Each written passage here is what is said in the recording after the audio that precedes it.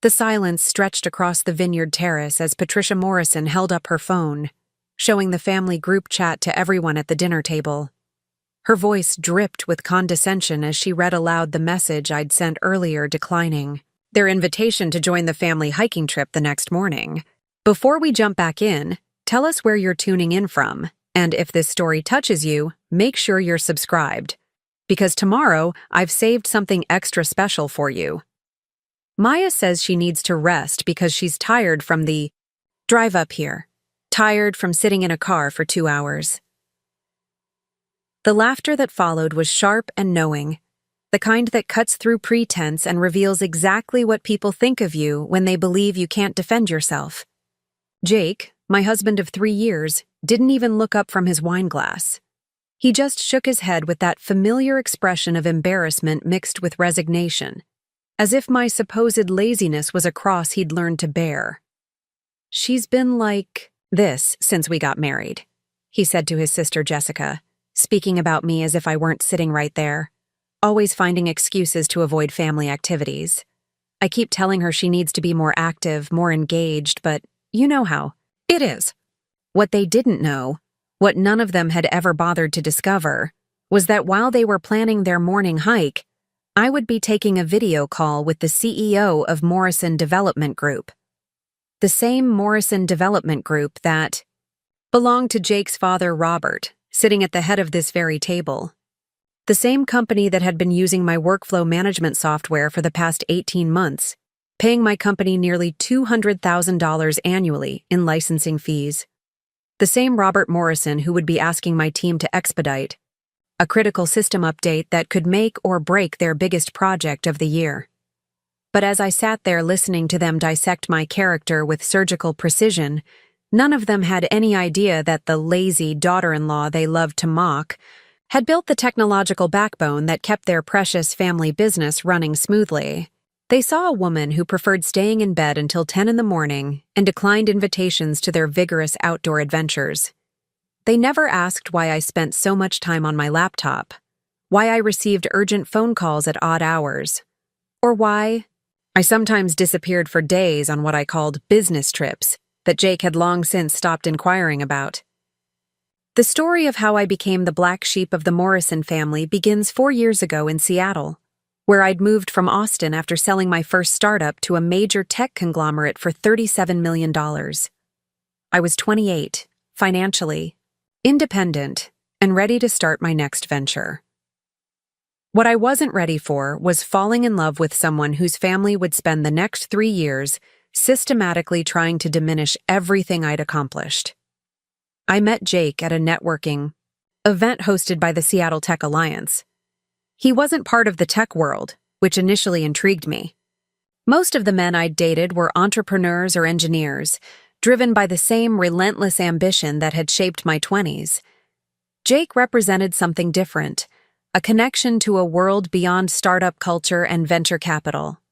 He worked in business development for his family's real estate company, and there was something refreshing about his grounded perspective on success and achievement. He was tall with an easy smile and the kind of confidence that comes from never having to prove yourself to anyone. When he told me about Morrison Development Group, he spoke with genuine pride about the company his grandfather had founded in the 1960s. They specialized in sustainable commercial developments across the Pacific Northwest, and Jake's enthusiasm for preserving the region's natural beauty while creating functional business spaces was genuinely appealing. Our early conversations revealed a man who seemed different from his privileged background. He asked thoughtful questions about my work, expressing genuine curiosity about the technology sector even though it was foreign to him.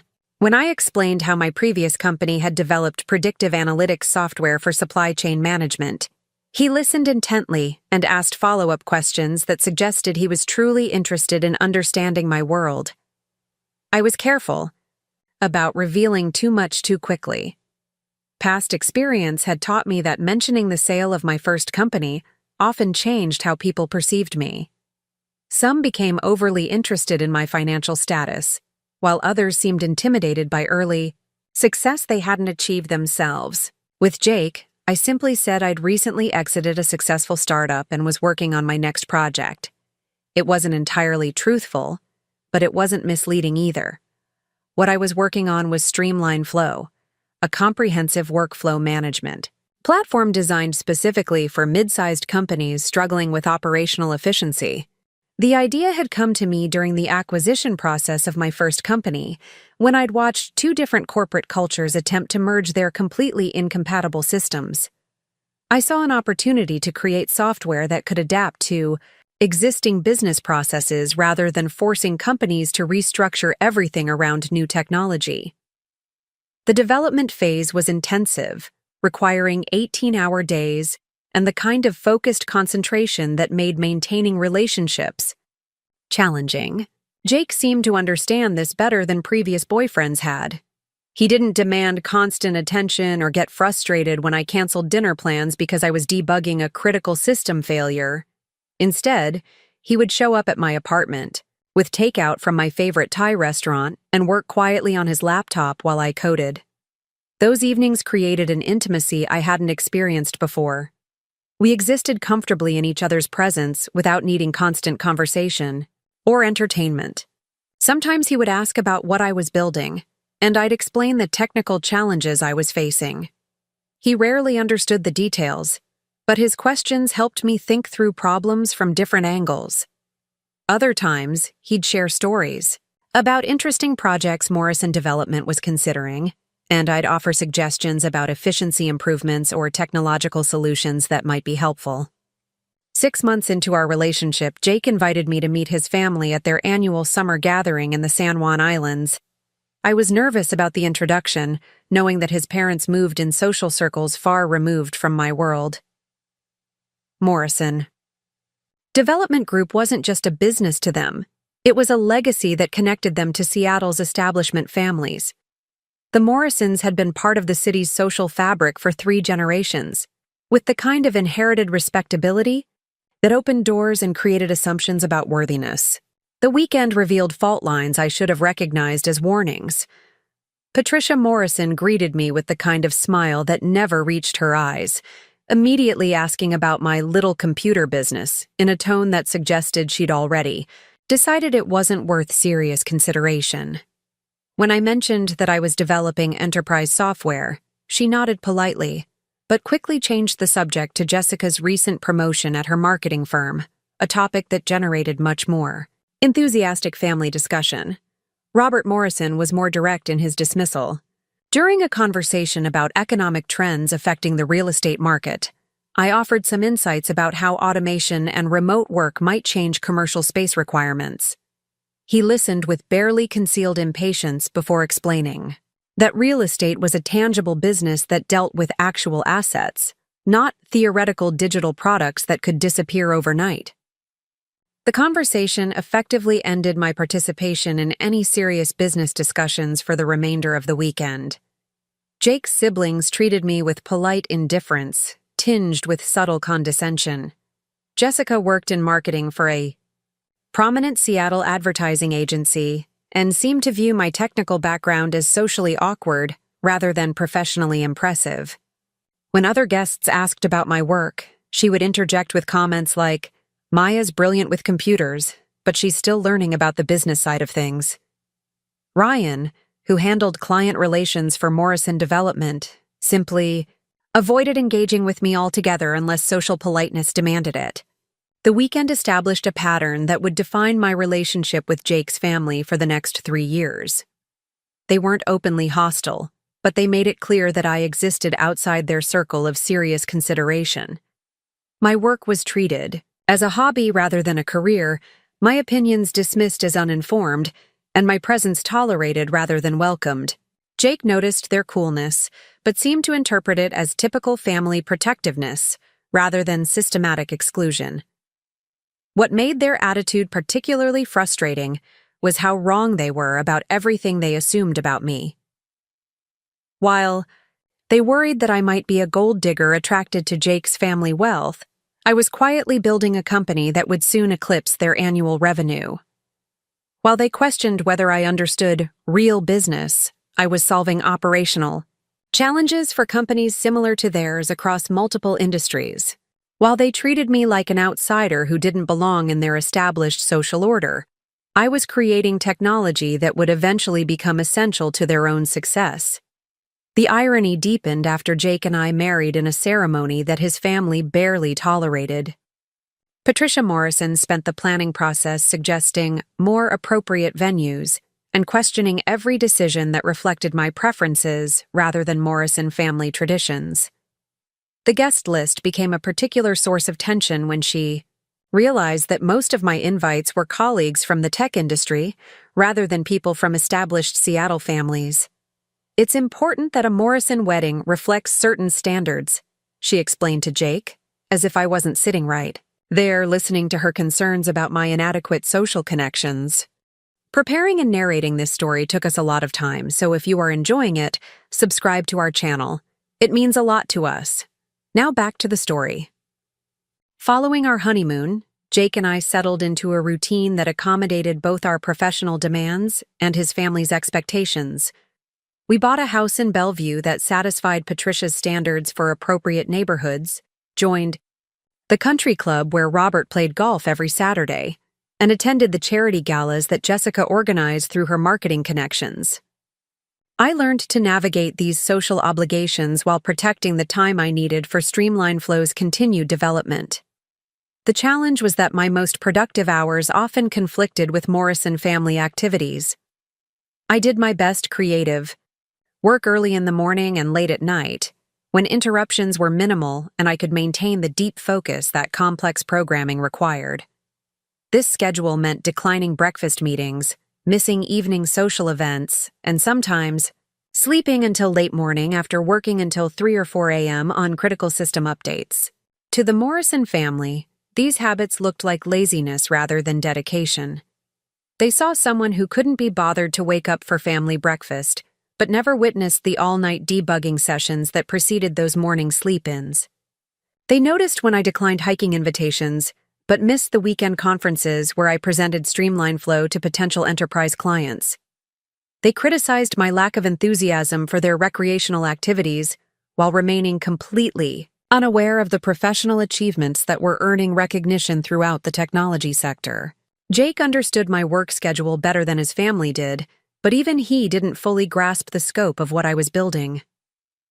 When Streamline Flow launched publicly 18 months after our wedding, I tried to explain the significance of our early client acquisitions and revenue projections.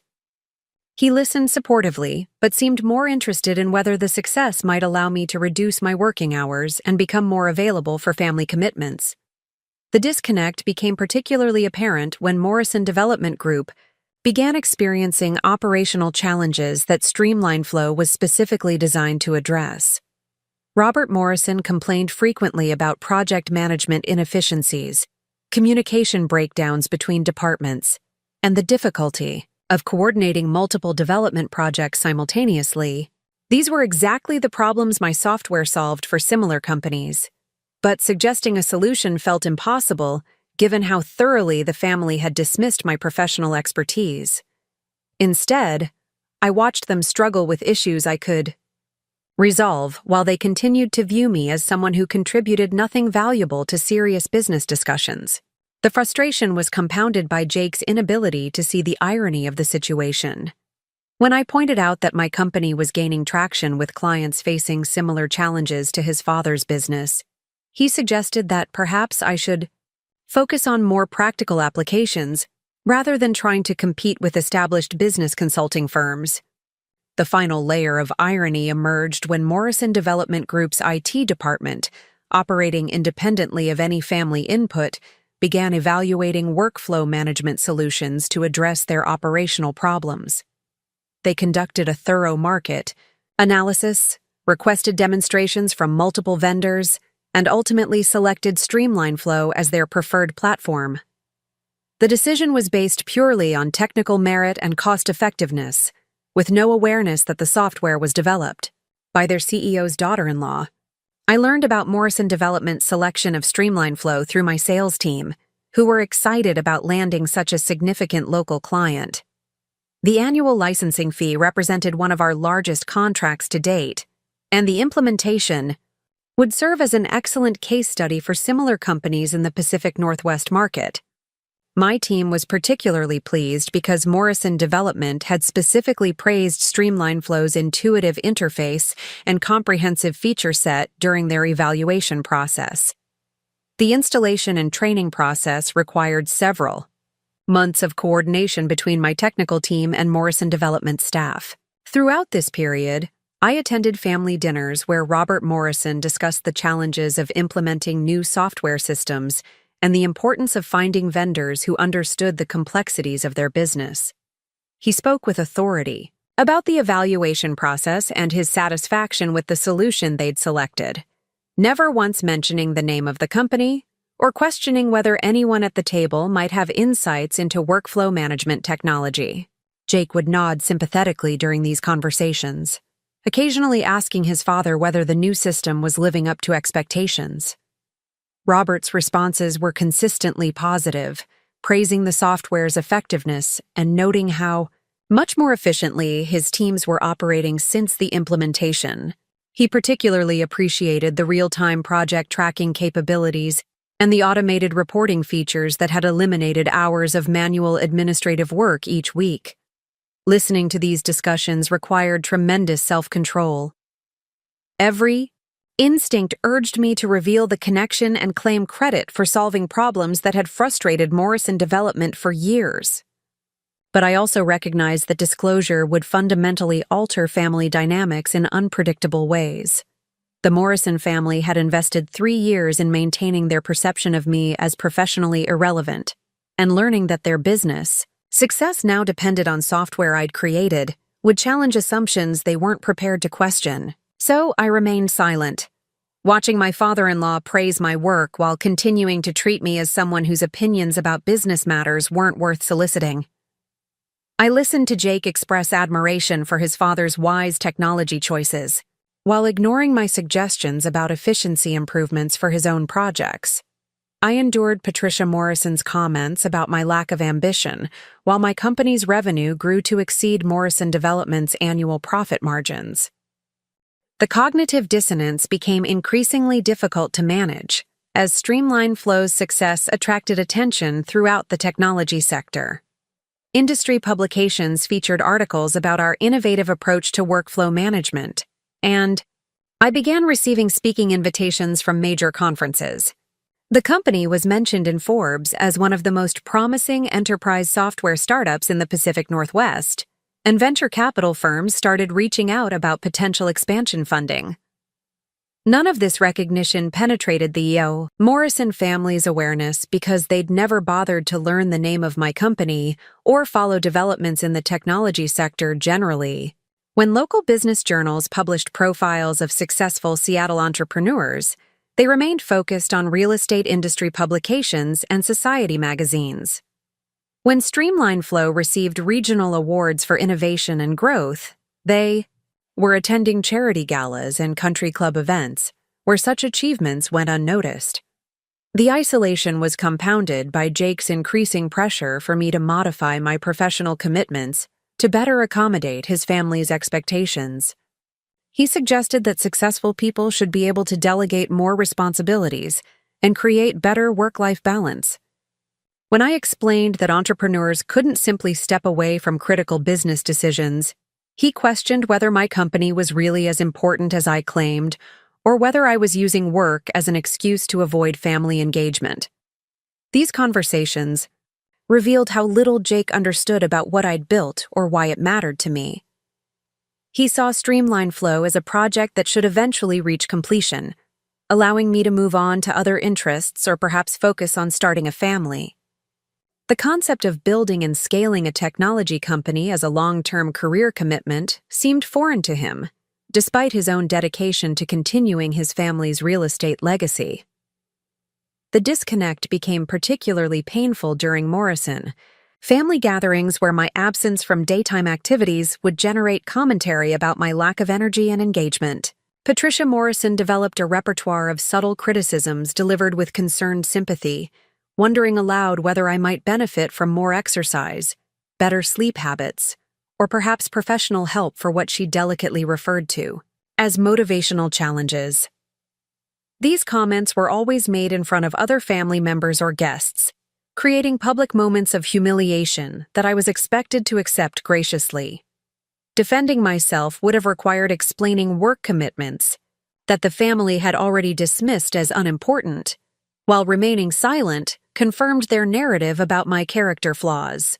Jake rarely intervened in these situations, having learned that contradicting his mother publicly created family tension that persisted for weeks. The pattern intensified over time as Streamline Flow's success created demands that conflicted more frequently with Morrison family activities. Important client calls couldn't be rescheduled around hiking trips. Investor meetings took priority over charity luncheons, and conference presentations required travel during family vacation periods. Each professional obligation that prevented my participation in family events reinforced their belief that I lacked proper priorities and commitment to our relationships. What they never learned was that their own business had become one of my most important success stories, generating revenue that funded Streamline Flow's expansion into new markets and product lines. Morrison Development Group's enthusiastic testimonials about efficiency improvements and cost savings helped my sales team close deals with similar companies throughout the region. Robert Morrison's praise for our customer service and technical support became a cornerstone of our marketing materials, though his quotes were attributed simply to CEO, Regional Development Company, to protect client confidentiality. The situation reached a breaking point during the planning for Patricia Morrison's 60th birthday celebration in Napa Valley. She wanted an elaborate weekend gathering that would showcase the family's success and social connections to their extensive network of friends and business associates. The event required coordination with high-end caterers, luxury accommodations, and entertainment that reflected Morrison family standards for important celebrations. Jake volunteered to handle the logistics, but his inexperience with complex event planning quickly became apparent. Vendor coordination proved challenging, timing conflicts arose between different activities, and cost management became problematic as expenses exceeded initial budgets. What should have been a straightforward celebration evolved into a source of family stress as Patricia's vision clashed with practical constraints. I offered to help with the organizational challenges, suggesting project management approaches that could streamline vendor communication and prevent scheduling conflicts. Jake initially welcomed my assistance, but his family's response was less enthusiastic. Patricia Morrison made it clear that she preferred traditional event planning methods over technological complications, while Robert questioned whether software solutions were appropriate for personal celebrations rather than business applications. Their resistance to my suggestions reflected the broader pattern of dismissing my professional expertise, but it also revealed something deeper about their need to maintain control over family narratives. Accepting help from someone they'd categorized as professionally irrelevant would have required acknowledging that their assumptions about my capabilities were incorrect. Rather than confronting this contradiction, they chose to struggle with problems I could easily solve while continuing to criticize my supposed lack of contribution to family efforts. The birthday weekend in Napa Valley would become the setting, where 3 years of accumulated tensions finally reached their explosive conclusion. But as we prepared for what Patricia Morrison envisioned as a perfect celebration of family success and social standing, none of them realized that the lazy daughter-in-law they loved to mock was about to demonstrate exactly how much power she'd quietly accumulated while they weren't paying attention.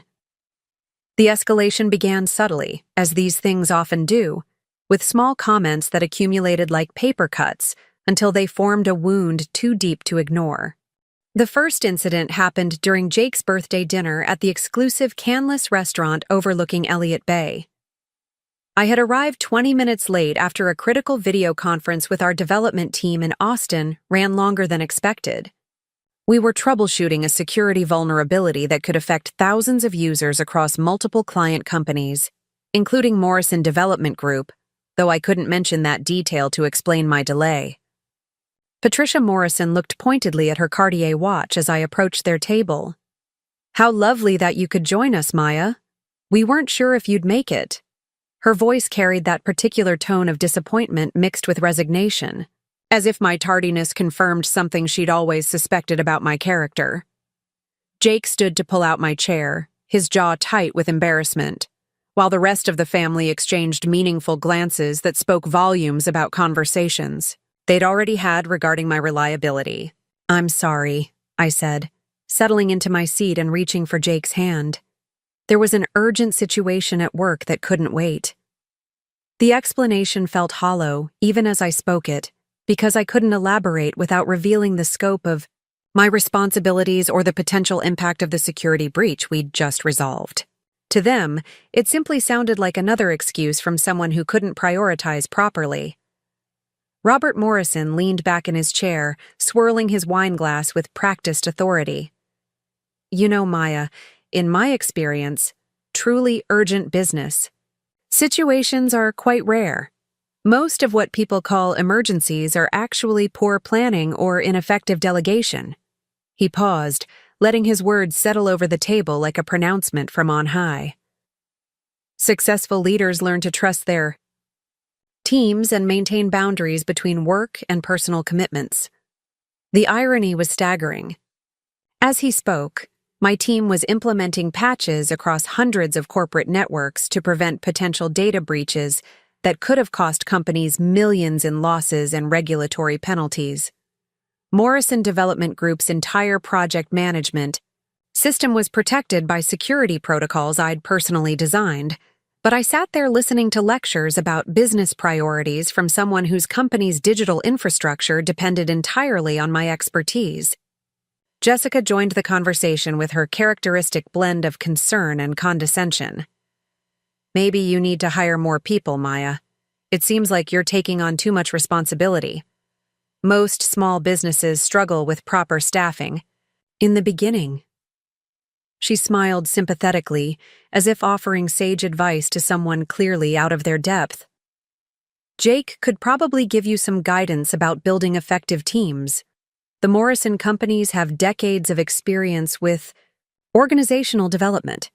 The suggestion that I needed guidance from Jake about team building was particularly galling, considering that Streamline Flow's engineering department now employed 47 people across 3 offices, with a management structure sophisticated enough to handle enterprise clients generating millions in annual revenue. Our HR policies, benefits packages, and professional development programs had been featured in several industry publications as examples of best practices for scaling technology companies.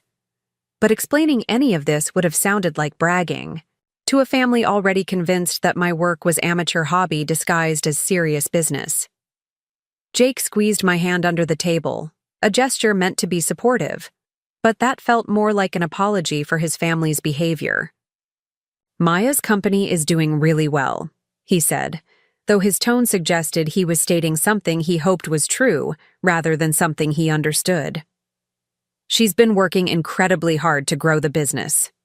"Of course she has," Patricia replied with that smile that never touched her eyes.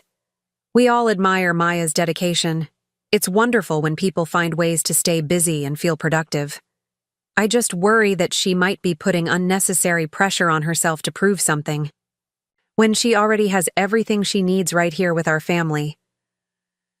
The word busy hung in the air like an accusation. Not successful, not accomplished, not building something significant. Just busy, the way someone might describe a child playing with toys or an adult pursuing an elaborate but ultimately meaningless hobby. The implication was clear. My work was a phase I'd eventually outgrow once I accepted my proper role within the Morrison family structure. These dinner conversations became a recurring pattern that intensified over the following months. Every family gathering included moments where my professional commitments were dissected and found wanting by people who had never bothered to learn what my company actually did or why it mattered. When I declined weekend trips because of conference presentations, Patricia would wonder aloud whether my speaking engagements were really necessary or just vanity projects designed to make me feel important. When client emergencies required me to step away from family activities, Robert would launch into lectures about work-life balance delivered by someone whose own company operated in crisis mode half the time. The criticism became more pointed after Streamline Flow received a significant venture capital investment that allowed us to expand into new markets and develop additional product lines. The funding round was led by Kleiner Perkins, one of Silicon Valley's most prestigious firms, and the announcement generated substantial coverage in technology media outlets. For the first time since starting the company, I felt genuinely proud of what we'd accomplished and excited about sharing the news with Jake's family. Their reaction was worse than indifference. It was active skepticism wrapped in polite congratulations. Patricia Morrison's first question was whether I was sure the investors were legitimate, as if successful venture capital firms regularly targeted small Seattle companies for elaborate scams. Robert wanted to know what percentage of the company I'd given up, implying that accepting outside investment demonstrated weakness rather than strategic growth planning. Jessica asked whether the money came with strings attached that might force me to work even longer hours, expressing concern that seemed designed to highlight my existing failure to balance professional and personal priorities. Jake's response was the most disappointing of all. Instead of celebrating a milestone that represented years of hard work and validation from the industry's most respected investors, he focused on what the funding might mean for our relationship. "This is great news," he said, though his expression suggested otherwise. "Maybe now you can hire enough people to step back a little. We could finally take that European vacation we've been talking about." The assumption that success should lead to reduced involvement rather than expanded opportunities revealed how fundamentally he misunderstood both my ambitions and the nature of entrepreneurial leadership. Kleiner Perkins hadn't invested $12 million in Streamline Flow so that I could delegate my responsibilities and focus on leisure travel. They'd chosen us because they believed in our potential to become a major player in enterprise software, which required more strategic engagement from me, not less. But explaining this to Jake felt futile, because it would require admitting that my career aspirations extended far beyond what he considered appropriate for a Morrison family wife. The venture capital investment wasn't an exit strategy. It was an acceleration toward building something much larger and more significant than what we'd already achieved. Kleiner Perkins was providing resources and connections that could help Streamline Flow become a billion-dollar company within 5 years. But sharing those ambitions with someone who already considered my current success excessive seemed counterproductive. The family's skepticism about my professional achievements was compounded by their increasing concern about my social obligations within their established community.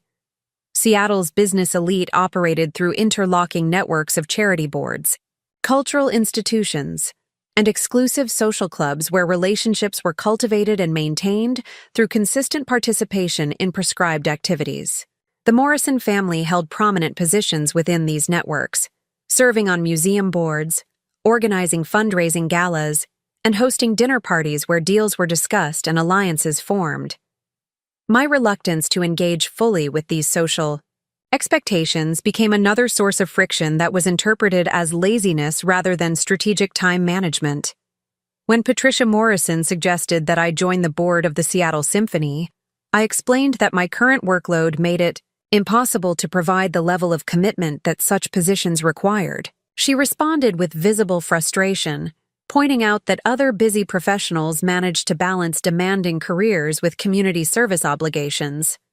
What she didn't understand was that other busy professionals weren't building technology companies from scratch while competing against established players with vastly superior resources. Streamline Flow required constant innovation to maintain our competitive advantage, which meant I needed to stay deeply involved in product development, client relations, and strategic planning. Adding ceremonial board positions would have meant reducing the focus that had made our success possible in the first place. The social obligations became particularly problematic when they conflicted with critical business opportunities. I missed Patricia Morrison's charity auction to attend a technology conference in San Francisco, where Streamline Flow was nominated for an Innovation Award. The recognition from industry peers represented exactly the kind of validation that could attract new clients and top-tier employees, but explaining this to Jake's family was impossible without sounding like I was making excuses or prioritizing work over relationships. Jake's own frustration with my schedule intensified as his family's criticism became more frequent and pointed. He began suggesting that perhaps I was using work as an excuse to avoid social situations that made me uncomfortable, as if my preference for client meetings over charity luncheons reflected some kind of personality defect rather than professional priorities. When I tried to explain the importance of various business commitments, he would nod politely, but clearly considered my explanations symptoms of an obsessive personality rather than evidence of strategic thinking. The disconnect became especially apparent during conversations about our future plans together. Jake assumed that Streamline Flow's success would eventually allow us to settle into a more traditional lifestyle where I could focus on supporting his career advancement within Morrison Development Group and starting a family that would integrate seamlessly into the Morrison social network. He spoke about these expectations with the confidence of someone who had never questioned whether they aligned with my own ambitions or desires. When I suggested that Streamline Flow's growth trajectory might require relocating to Silicon Valley to be closer to major technology companies and venture capital firms, Jake's reaction was swift and decisive. Moving away from Seattle was out of the question, because it would mean abandoning family business responsibilities and social connections that had taken generations to establish. The Morrison family identity was tied to their position within Seattle's establishment community, and geographical relocation would represent a betrayal of everything they'd worked to build. The conversation revealed how differently we conceptualized success and achievement. Jake measured accomplishment through stability, tradition, and community standing, values that emphasized continuity over innovation and preservation over disruption. I was motivated by growth, impact, and the potential to create something entirely new that could change how businesses operated across multiple industries. These weren't just different priorities. They were fundamentally incompatible worldviews that made compromise increasingly difficult. The tension escalated when Morrison Development Group began experiencing operational challenges that Streamline Flow was specifically designed to solve. But I couldn't suggest solutions without revealing the connection. Robert Morrison complained frequently about project coordination problems, communication breakdowns between departments, and inefficient resource allocation across multiple development sites. These were exactly the issues that our workflow management platform addressed for similar companies. But offering assistance would have required explaining expertise that the family had systematically dismissed. Instead, I watched them struggle with problems I could resolve while they continued to view me as someone whose opinions about business matters weren't worth soliciting. The frustration was compounded by Jake's inability to see the irony of the situation. When I pointed out that my company specialized in helping construction and development firms improve operational efficiency, he suggested that perhaps I should focus on more practical applications rather than trying to compete with established business consulting firms. The final insult came when Morrison Development Group's IT department, operating independently of any family input, began evaluating workflow management solutions to address their operational problems. I learned about their vendor selection process through my sales team, who were excited about the opportunity to present Streamline Flow to such a significant local client. The irony was overwhelming. Jake's family was about to discover that the solution to their business challenges had been created by the daughter-in-law they'd spent 3 years dismissing as professionally irrelevant. The installation and training process required several months of coordination between my technical team and Morrison Development staff.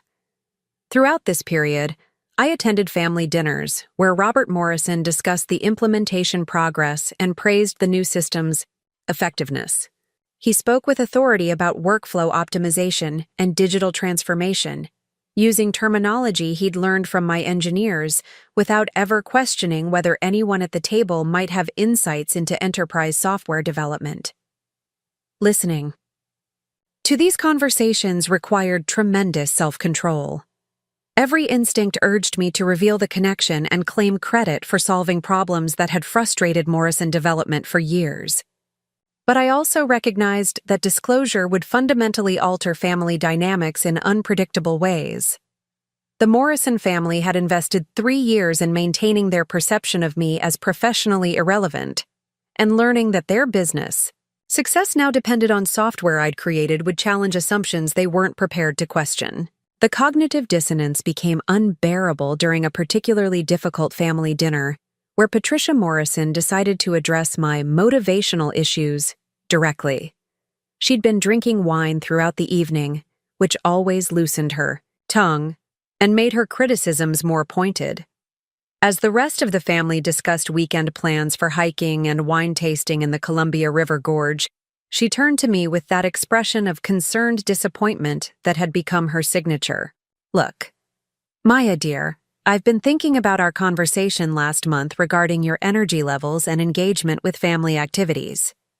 Her voice carried the authority of someone accustomed to having her opinions received as valuable guidance. "Have you considered that perhaps you're not getting enough physical exercise? I know you spend a lot of time sitting at computers, and that can really affect one's motivation and overall well-being." The suggestion that my reluctance to join their hiking expeditions indicated a health problem rather than scheduling conflicts was insulting enough, but her tone implied that she was offering medical advice to someone clearly suffering from lifestyle-related issues. Jake shifted uncomfortably in his seat, but didn't intervene. Having learned that contradicting his mother publicly created family tension that lasted for weeks. "I get plenty of exercise," I replied carefully, trying to keep my voice neutral, despite the anger building in my chest. "I just have different scheduling constraints than most people. My work requires flexibility that doesn't always align with planned activities." Patricia's expression suggested that my explanation confirmed rather than refuted her concerns about my character. "Of course, dear, but successful people learn to create boundaries between work and personal time. Perhaps you need to develop better organizational skills or delegate more responsibilities to other people." The irony was staggering. As she spoke, Streamline Flow was processing millions of data points across hundreds of client companies to optimize their operational efficiency and reduce waste. My organizational skills had created systems sophisticated enough to manage complex, enterprise workflows for some of the largest companies in the Pacific Northwest. But I sat there listening to lectures about time management from someone whose greatest professional achievement was serving on charity boards and hosting dinner parties. Robert Morrison joined the conversation with his characteristic air of business expertise. "Patricia's right, Maya. In my experience, people who constantly claim to be too busy are usually just poor planners. Effective leaders know how to prioritize and delegate." He paused to sip his wine, clearly enjoying the opportunity to share wisdom gained through decades of business success. "Perhaps you should consider whether this little computer project of yours is really sustainable long-term, or whether it might be time to focus on more practical priorities." The dismissive reference to Streamline Flow as a little computer project was particularly galling, considering that our annual revenue now exceeded $2 million and we were processing workflow data for over 300 client companies. But explaining the scope of what I'd built would have required revealing information that could lead to uncomfortable questions about why Morrison Development Group was paying licensing fees to my little project without the family's knowledge.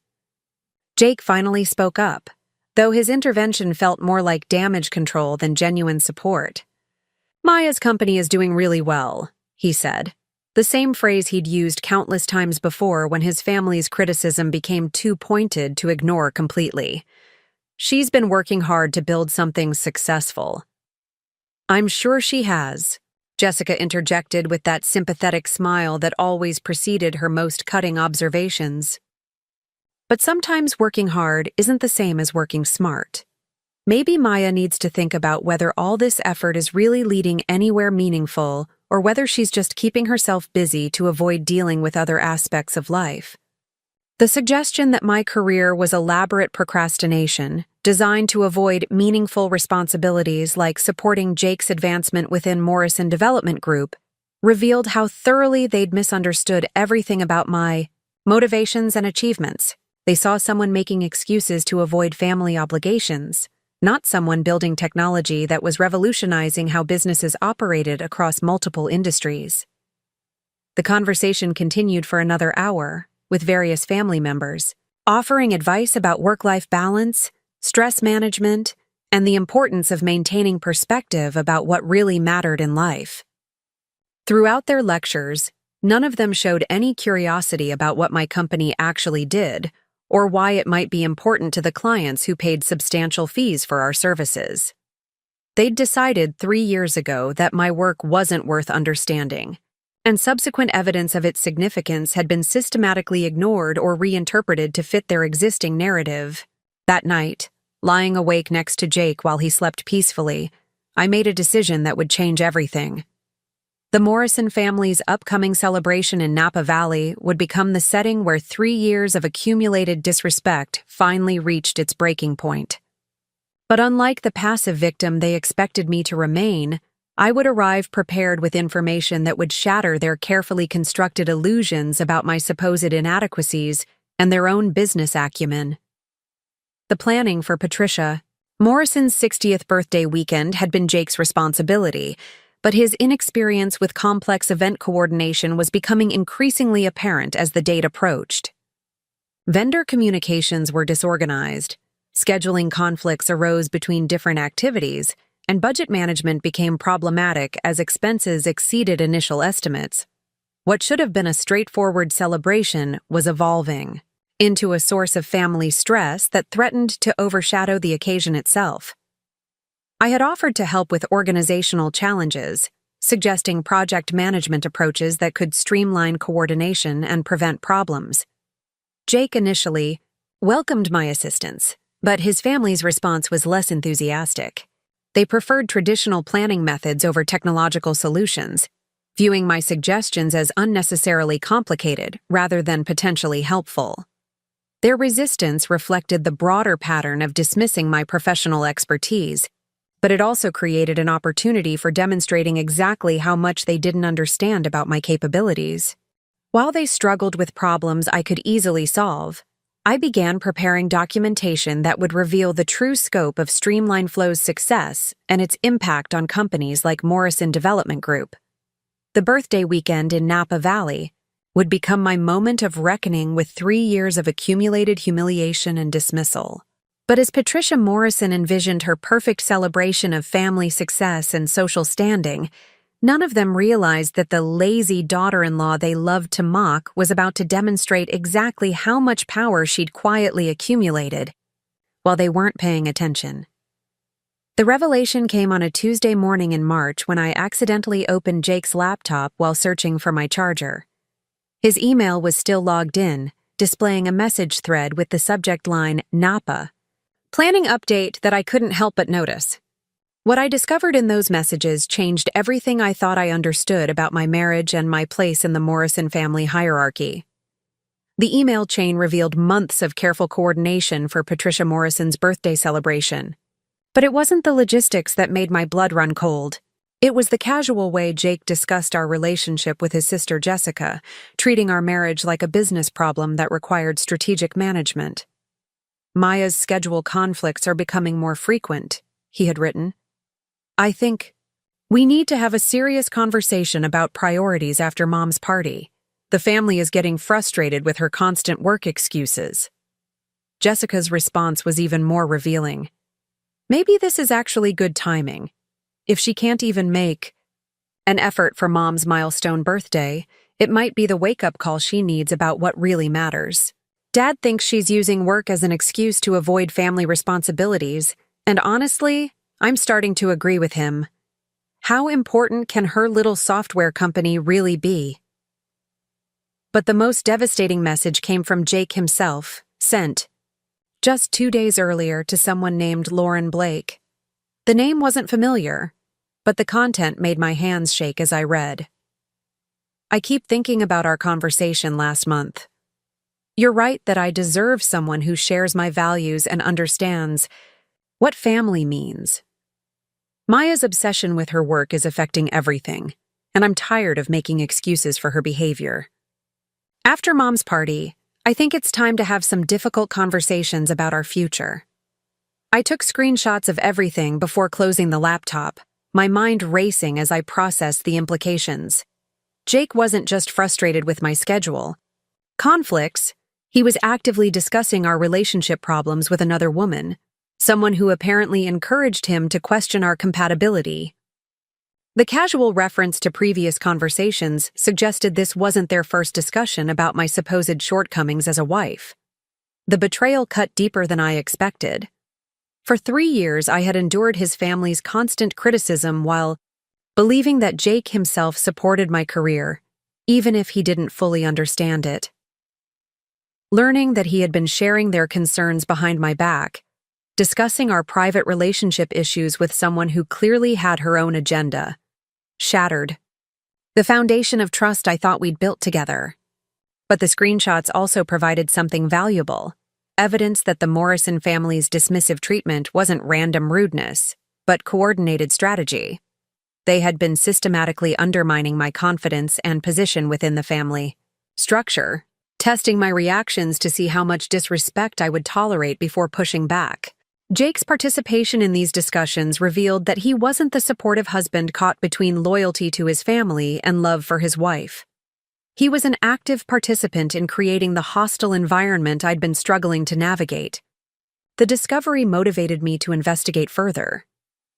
If Jake was comfortable sharing intimate details about our marriage with Lauren Blake, what other communications might reveal the true scope of the Morrison family's campaign against me? Over the next several days, I used my technical skills to recover deleted files and email threads from Jake's laptop whenever he left it unattended. What I found was worse than anything I could have imagined. The Morrison family had been discussing my problems for over a year, analyzing my behavior and developing strategies for addressing what they considered my negative influence on Jake's development as a future family business leader. Patricia Morrison had compiled detailed observations about my social interactions, professional commitments, and attitude toward family obligations. Her notes read like a psychological evaluation written by someone with no training but unlimited confidence in her ability to diagnose character flaws. Maya displays classic signs of social anxiety and perfectionism that manifest as work obsession. One of her assessments read, "She uses professional commitments to avoid situations where she might be evaluated or found wanting." This pattern is typical of people from lower socioeconomic backgrounds who feel insecure about their place in established social hierarchies. The behavior will likely intensify unless addressed directly. The clinical language disguised what was essentially a hit piece designed to pathologize normal entrepreneurial behavior. Every aspect of my personality and professional dedication was reframed as evidence of psychological problems that required intervention. My preference for early morning work sessions became sleep avoidance indicating anxiety. My decline of hiking invitations became physical fitness issues suggesting depression. My focus during important phone calls became antisocial behavior incompatible with family values. Robert Morrison's contributions to these discussions focused on business concerns, though his understanding of my actual work remained completely inaccurate. He worried that my computer hobby was consuming too much time and energy that should be directed towards supporting Jake's career advancement within Morrison Development Group. In his view, successful marriages required wives to prioritize their husband's professional goals over personal interests, especially when those interests conflicted with family expectations. Jake needs a partner who can help him navigate the social and business relationships essential for leadership within our industry, Robert had written in one particularly revealing message. Maya's antisocial tendencies and obsession with technology work against these requirements. She either needs to develop more appropriate priorities, or Jake needs to consider whether this marriage is advancing or hindering his professional development. The reduction of our marriage to a strategic business decision was shocking enough, but the clinical detachment with which they discussed ending our relationship was genuinely disturbing. They weren't concerned about Jake's happiness or emotional well-being. They were evaluating whether I served their family's long-term interests effectively enough to justify continued investment in our relationship.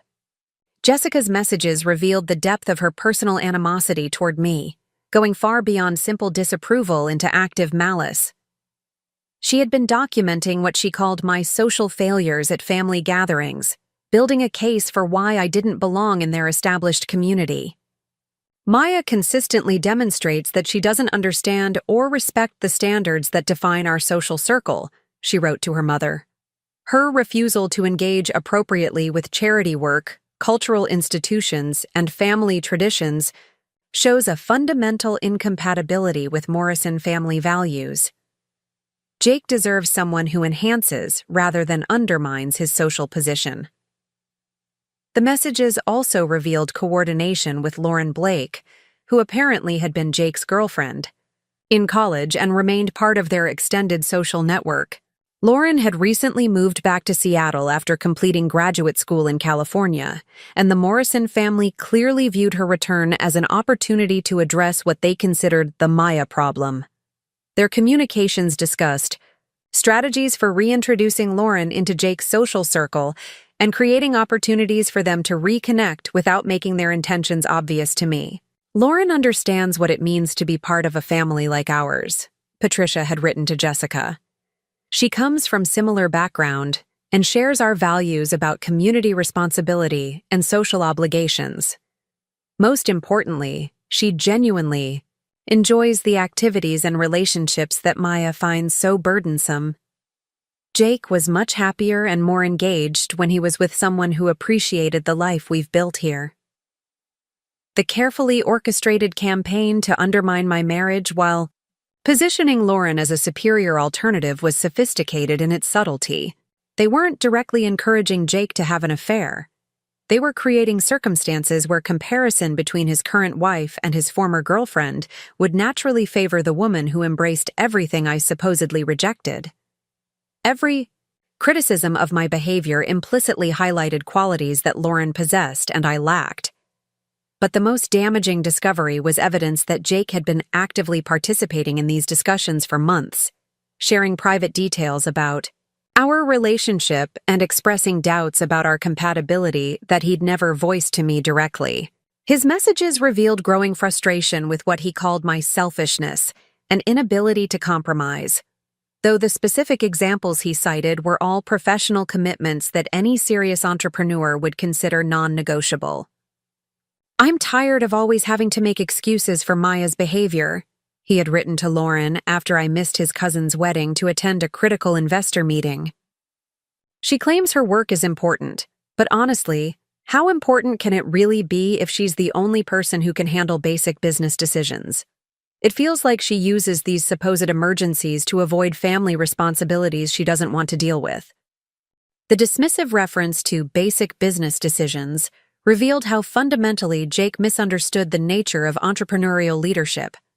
The investor meeting he considered skippable had resulted in a second round of funding that allowed Streamline Flow to expand into new markets and hire additional engineers. Missing that opportunity would have set our growth trajectory back by months and potentially cost us competitive advantages that took years to develop. But explaining this to someone who viewed my career as an elaborate hobby seemed increasingly pointless. The email threads also contained financial information that shocked me more than the personal betrayals. Morrison Development Group was facing serious cash flow problems that threatened their ability to maintain operations at current levels. Several major projects had encountered cost overruns and regulatory delays that were straining their credit lines and forcing them to consider selling assets to cover operating expenses. Robert Morrison's confident discussions about business success were masking a company teetering on the edge of financial crisis. The irony was overwhelming. While the Morrison family criticized my work ethic and business acumen, their own company was struggling with exactly the operational inefficiencies that Streamline Flow was designed to resolve. The workflow management system they'd implemented using my software had improved their project coordination and reduced waste by nearly 30%, generating cost savings that were literally keeping them solvent during this difficult period. But they remained completely unaware that their business survival depended on technology created by the daughter-in-law they considered professionally incompetent. Even more devastating was the discovery that Jake knew about his family's financial problems and had been hiding them from me throughout our marriage. His recent suggestions that I reduce my work commitments and focus on supporting his career weren't motivated by concern for our relationship. They were part of a desperate strategy to position himself as the heir apparent to a family business that might not survive another year without significant operational improvements. The Morrison family's arrogance about their business expertise was built on a foundation of inherited wealth and established relationships that were rapidly eroding. Their resistance to technological solutions and modern business practices had left them vulnerable to more efficient competitors who could deliver projects faster and cheaper using contemporary management methods. Streamline Flow's implementation had provided temporary relief from these competitive pressures, but they needed comprehensive organizational restructuring that would require acknowledging how outdated their existing approaches had become. Reading through months of family communications while knowing they were unconsciously dependent on my expertise for their business survival created a surreal sense of cognitive dissonance. They spent enormous energy analyzing my supposed character, flaws, and professional limitations, while remaining completely oblivious to the fact that their own success increasingly relied on systems I had designed and implemented. The disconnect between their perceptions and reality was so extreme it bordered on delusional. But the discovery also provided something invaluable: complete documentation of their coordinated campaign to undermine my position within the family and potentially end my marriage to Jake. Every dismissive comment, every psychological analysis, every strategic discussion about my supposed inadequacies was preserved in digital format with timestamps and metadata that would be impossible to dispute or explain away. They had created their own evidence trail, while believing their communications were private and secure. I spent the following week methodically organizing this information and cross-referencing it with business data that revealed the true scope of Morrison Development Group's dependence on Streamline Flow's workflow management capabilities. The contrast between their financial vulnerability and their arrogant dismissal of my professional expertise created opportunities for response that went far beyond simple confrontation or emotional outburst. They had given me ammunition for systematic destruction of their carefully constructed narrative about family values and business competence. The planning process required the same strategic thinking I applied to complex business challenges: identifying vulnerabilities, analyzing potential responses, and developing implementation strategies that would maximize impact while minimizing collateral damage. Unlike the impulsive reactions they clearly expected from someone they considered emotionally unstable, my response would be calculated, devastating, and impossible to defend against using their usual tactics of psychological manipulation and social pressure. Patricia Morrison's 60th birthday celebration in Napa Valley represented the perfect opportunity for revealing how thoroughly they had underestimated both my character and my capabilities. The gathering would include not only immediate family members but also business associates and social connections who formed the network through which Morrison family reputation and influence were maintained. Public exposure of their coordinated campaign against me, combined with revelations about their business vulnerabilities and dependence on my expertise, would shatter the facade of competence and integrity they worked so hard to maintain. But revenge alone wasn't sufficient motivation for the systematic response I was planning. The Morrison family's treatment of me reflected broader patterns of discrimination and dismissal that successful women in technology face when they challenge established power structures. Their assumption that professional dedication indicated character flaws rather than ambition, their reduction of complex business leadership to computer hobbies, and their belief that marriage should require abandoning career goals to support male advancement were symptomatic of institutional biases that extended far beyond our personal relationships. Fighting back against their campaign wasn't just about defending my reputation or saving my marriage. It was about refusing to accept a narrative that defined successful women as selfish, antisocial, and incompatible with family values. Every entrepreneur who had ever been told their work wasn't real business, every woman who had been criticized for prioritizing career development over social obligations, every person who had been pathologized for refusing to conform to traditional expectations deserved to see these attitudes challenged and exposed. The technical documentation process required several days of careful preparation to ensure that every piece of evidence was properly authenticated and organized for maximum clarity. Financial records showing Morrison Development Group's dependence on Streamline Flow revenue, email threads revealing their coordinated campaign against me, business performance data demonstrating the impact of my software on their operational efficiency, and correspondence with Lauren Blake discussing their plans for my marriage all needed to be compiled into a comprehensive presentation that would be impossible to dismiss or explain away. I also began preparing legal documentation that would protect my interests if the Morrison family attempted retaliation through business litigation or personal attacks on my reputation. The evidence of their systematic campaign to undermine my marriage and professional standing provided grounds for various civil actions, while their dependence on my company's services created leverage that could prevent them from pursuing aggressive legal strategies without risking their own business. Survival. The final element of preparation involves securing Streamline Flow's independence from any potential Morrison family interference. While they had no direct relationship with my company, their influence within Seattle's business community could potentially affect client relationships or vendor partnerships if they chose to wage a public campaign against my character. I needed contingency plans that would protect my employees and investors from any collateral damage that might result from exposing their coordinated campaign against me. As the departure date for Napa Valley approached, I maintained perfect composure. During family interactions, while internally preparing for what would likely be the end of my marriage and my relationship with the Morrison family entirely, Jake continued discussing the celebration plans with obvious excitement, completely unaware that his private communications with Lauren Blake and his family had been discovered and documented.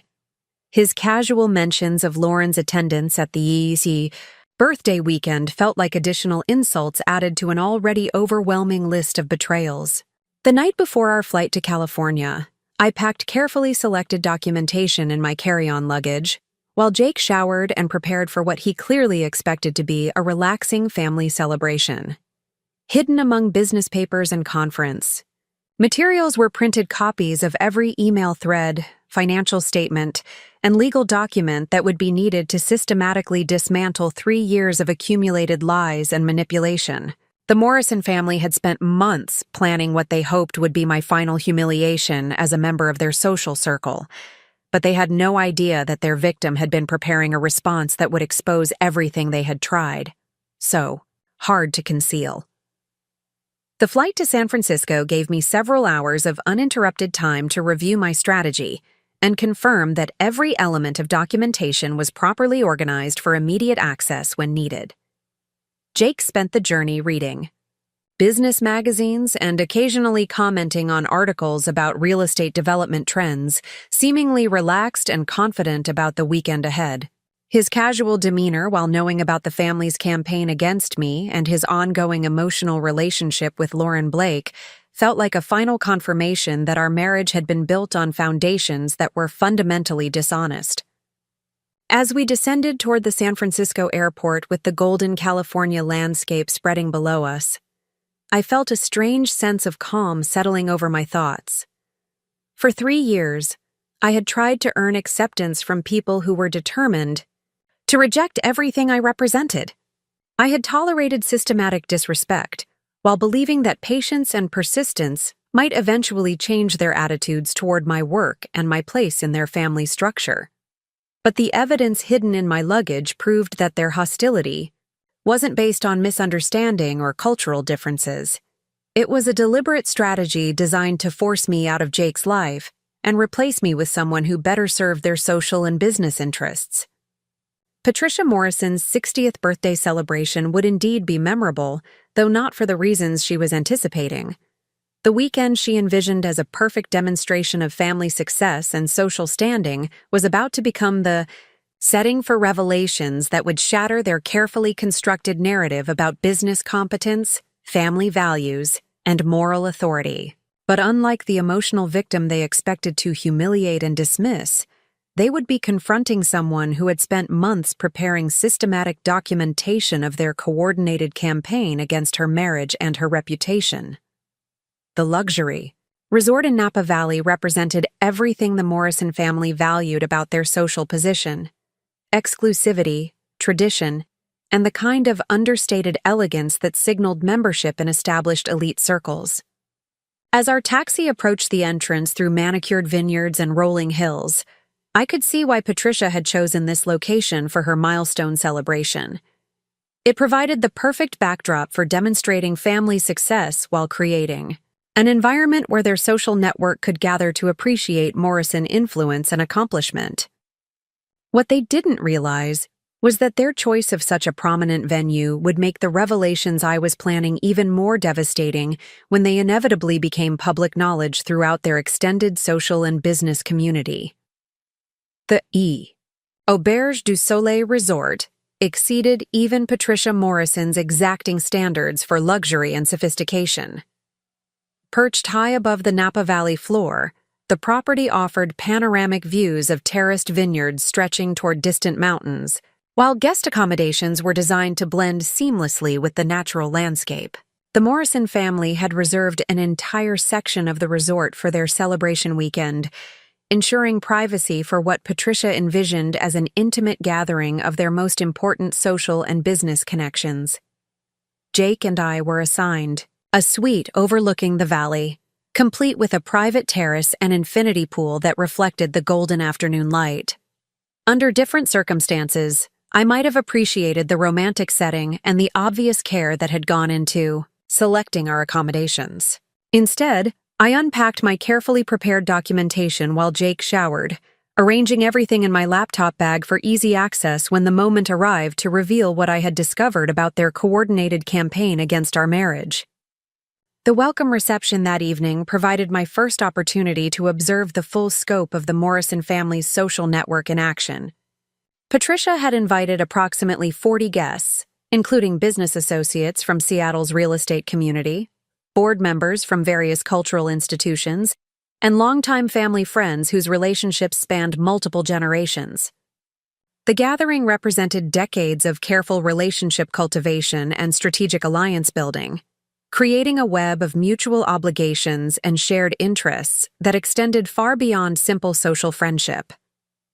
Lauren Blake arrived fashionably late, making an entrance that seemed carefully choreographed to maximize impact on Jake and minimize attention from me. She wore a flowing emerald dress that complemented her auburn hair perfectly, and her confident smile suggested someone completely comfortable navigating elite social environments. When Patricia Morrison introduced her to the assembled guests as Jake's dear friend from college who's recently returned to Seattle, the emphasis on their shared history felt deliberately pointed. Jake's reaction to seeing Lauren again was everything his family could have hoped for and everything I had feared after reading their private communications. His face lit up with genuine pleasure as they embraced, and their subsequent conversation flowed with the easy intimacy of people who had never really stopped caring about each other. They spent much of the evening catching up on mutual friends and shared memories, while I stood nearby feeling increasingly invisible despite being Jake's actual wife. The contrast between Jake's animated interactions with Lauren and his dutiful politeness toward me was stark enough that other guests began to notice. I caught several curious glances directed our way, followed by whispered conversations that stopped abruptly when I approached different groups. The Morrison family's plan to showcase Lauren as a superior alternative to their problematic daughter-in-law was working exactly as they had intended, creating social dynamics that made my inadequacies apparent to everyone present. Patricia Morrison seemed particularly pleased with how the evening was developing, moving smoothly between different conversation clusters while ensuring that Lauren was introduced to all the key players in their social network. Her satisfaction was almost palpable as she watched Jake and Lauren reminisce about college experiences and discuss their respective career developments since graduation. When she approached me near the end of the reception, her smile contained an unmistakable note of triumph. "Maya, dear, I hope you're enjoying meeting everyone tonight," she said with false warmth that didn't disguise her underlying hostility. "I know these social gatherings can be overwhelming for people who aren't used to our crowd, but it's important for family members to make an effort to connect with our friends and business associates." The implication that I was antisocial and incompetent at basic networking was delivered with the kind of subtle cruelty that Patricia had perfected over 3 years of systematic undermining. But instead of the defensive reaction she clearly expected, I responded with calm professionalism that seemed to surprise her. "Actually, I've had several interesting conversations tonight," I replied evenly. "Your friend Robert Chen from the wine distributorship was particularly curious about supply chain optimization technology for agricultural businesses. Apparently, his company has been struggling with inventory management issues that could benefit from automated workflow solutions." Patricia's expression shifted slightly as she processed my response, clearly not expecting me to engage seriously with business discussions or demonstrate actual knowledge about her guests' professional challenges.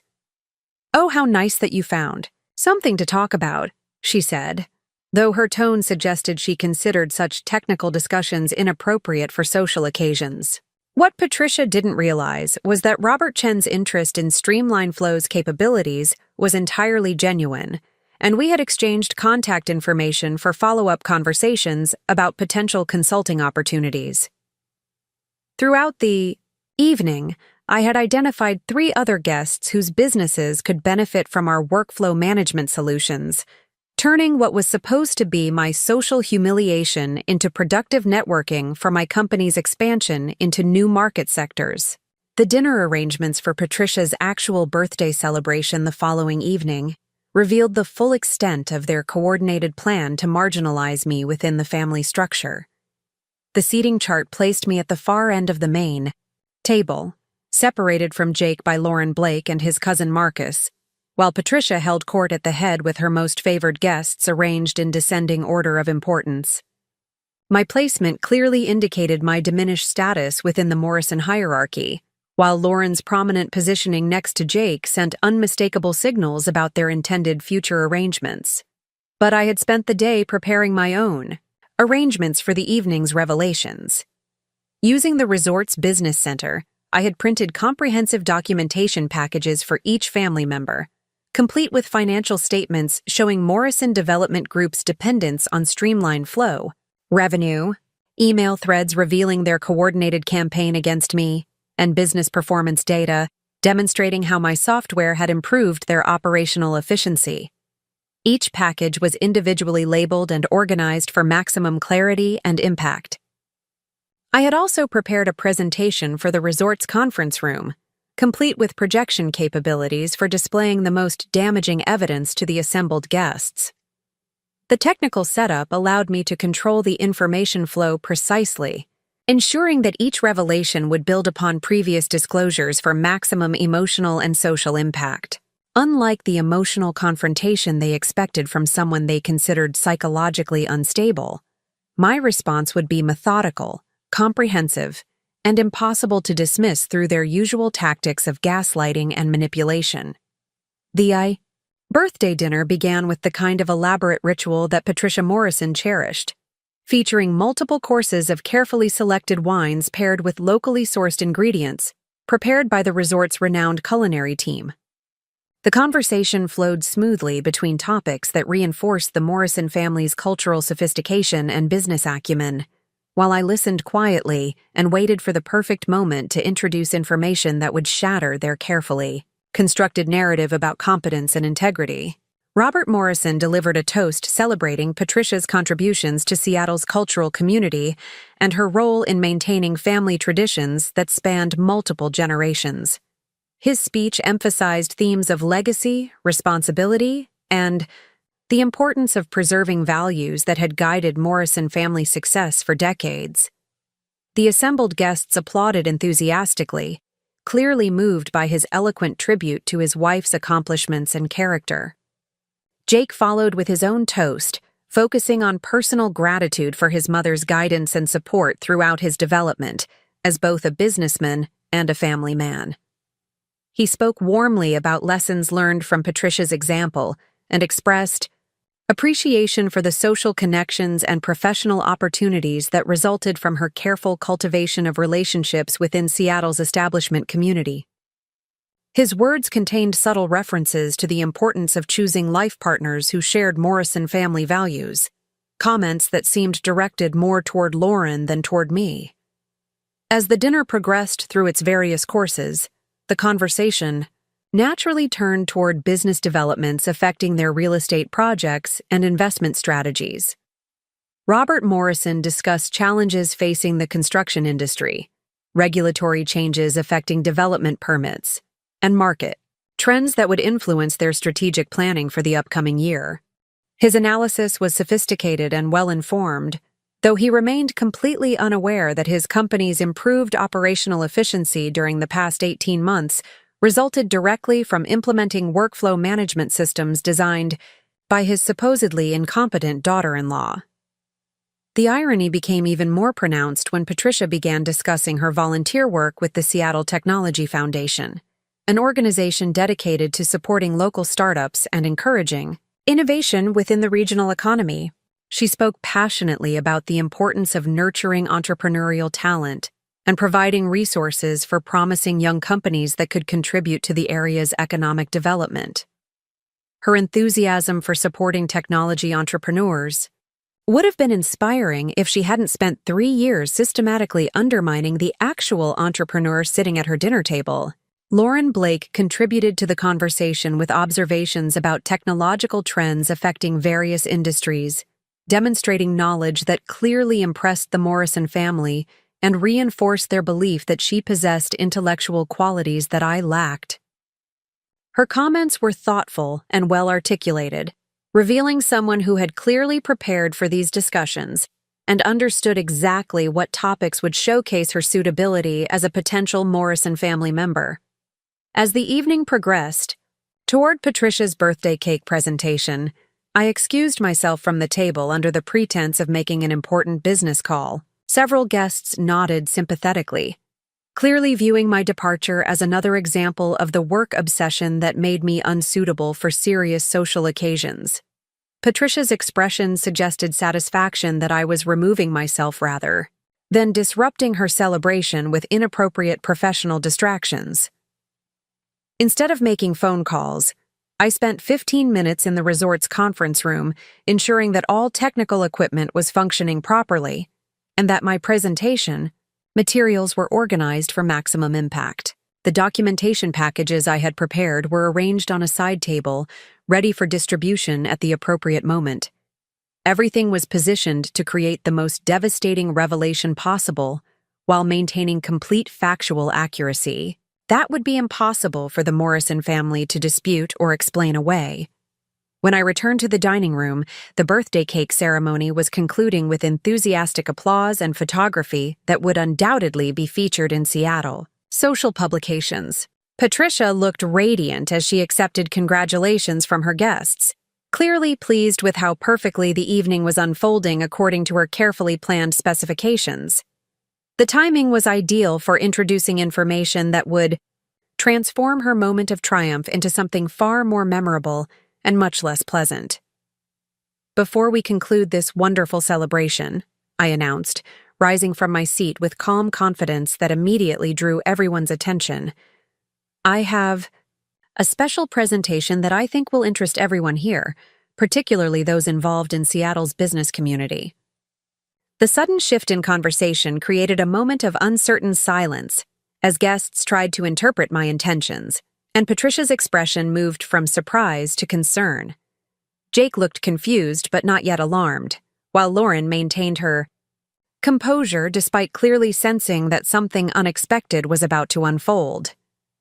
As many of you know, the Morrison family has been very generous in sharing their opinions about my work and professional capabilities over the past 3 years.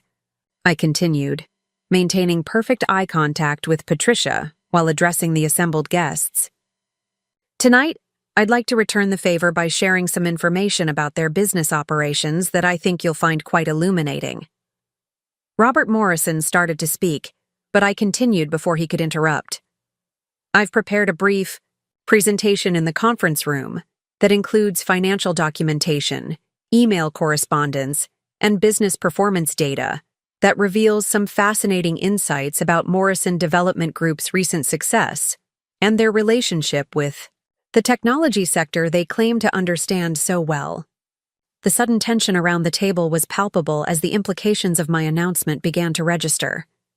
Patricia's face had gone pale, while Jake looked increasingly alarmed as he processed what was happening. Lauren seemed frozen in place, clearly recognizing that the carefully orchestrated weekend was taking an unexpected turn that could affect her own strategic interests.